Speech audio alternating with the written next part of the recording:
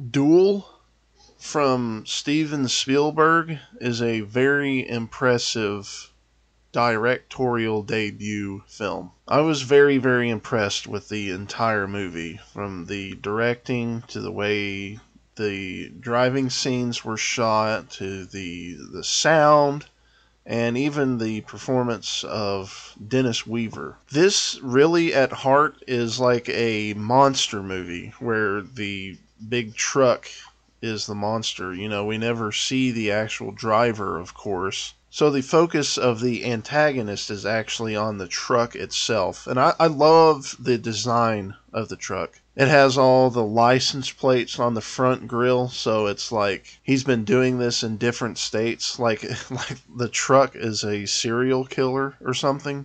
But I also love how this movie starts with a POV shot from Dennis Weaver's car's perspective.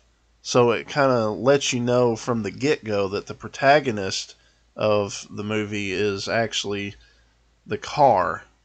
So you have a nice car versus truck, protagonist versus antagonist story here. And the fact that the humans are not at the center of it is very impressive, because usually you need that human at the center to make the connection to the movie. But the fact that the truck is so damn scary, it makes the movie work story-wise. And one thing I said earlier was I love Steven Spielberg's directing.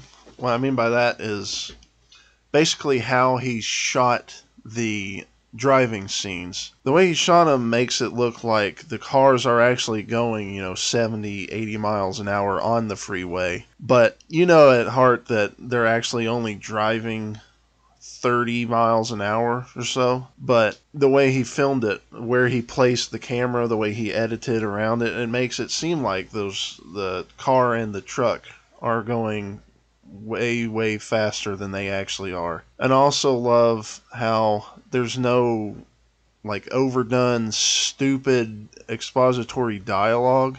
Dennis Weaver only talks when he needs to talk, and we hear his thoughts only when we need to hear his thoughts. Other than that, the movie is really just a slow build-up of tension, and especially in those first 20 or so minutes where there's not a lot of dialogue at all. It really allows you to just take in the atmosphere of the movie. And the only dialogue we really do get is we learn Dennis Weaver is driving out to meet a client. So there the plot of the movie is taken care of right away. And we know that he apparently had a fight with his wife or something last night. It's not really explained, and it doesn't need to be explained because it's not important. And I love that. I love that they don't over-explain anything in this movie. And lastly, the other thing I praised was the sound.